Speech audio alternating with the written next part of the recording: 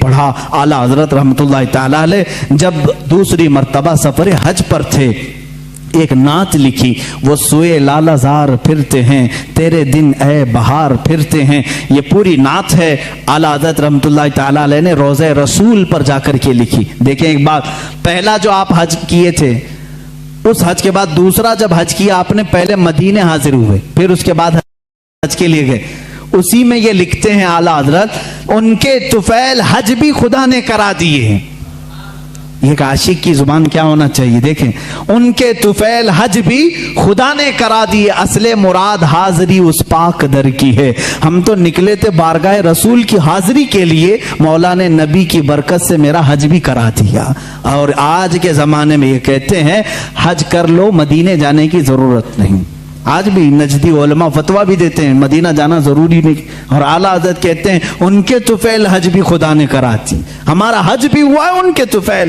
اسی حاضری دربار میں آپ نے یہ نعت لکھی تھی اور کہا تھا یا رسول اللہ صلی اللہ علیہ وسلم اپنے دیدار سے ہمیں مشرف فرمائیں، اپنی زیارت سے مشرف فرمائیں۔ خواب میں آپ نے اپنے نبی کونین صلی اللہ علیہ وسلم کی زیارت کی تھی، آپ یہ چاہتے تھے کہ عالم بیداری میں، بیداری کے عالم میں بھی میرے آقا کے جلوے کو دیکھیں۔ روضہ رسول پر حاضر رہے، روزانہ حاضر ہوتے رہے، صبح دوپہر شام، لیکن وہ عالم بیداری کی حاضری نہیں ہوئی۔ واپس گھر گئے، واپس جہاں پر رکے تھے، آخر رات میں آپ نے آخری شعر یہ لکھا، کوئی کیوں پوچھے تیری بات رضا، کوئی کیوں پوچھے تیری بات رضا، تجھ سے کتے ہزار پھرتے ہیں۔ اعلیٰ حضرت نے جو لفظ لکھا وہی میں بیان کر رہا ہوں، تجھ سے کتے ہزار پھرتے ہیں۔ یہ کہاں تو تیری بات یہاں کون پوچھے گا، تیرے سے بڑے بڑے علماء مشائخ قطب وقت اقطاب ابدال یہاں آتے ہیں، تو بڑی بات کا سوال کر کے کھڑا ہے۔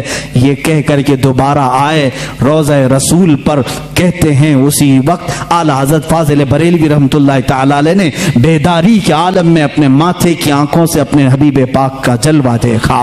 حضور پاک صلی اللہ علیہ وسلم کی قبر اطہر کے پاس ایک جلوہ چمکا، آپ نے اپنے آپ کو روکا اور پھر یہ شعر لکھا، پیش نظر وہ نو بہا سجدے کو دل ہے بے قرار، پیش نظر وہ نو بہا سجدے کو دل ہے بے قرار، روکیے سر کو روکیے ہاں یہی امتحان ہے۔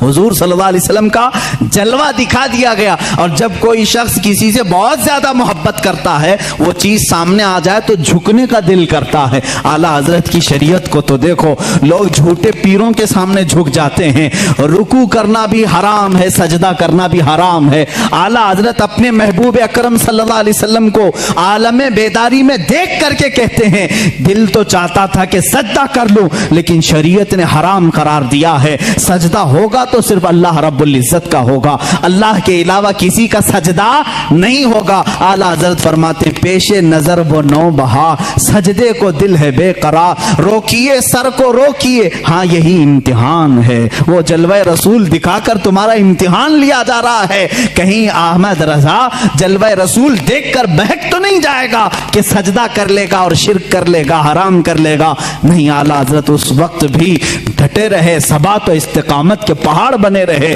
اور اس جلوہ جہاں آرا کو اپنے سینے میں معجزن کیا۔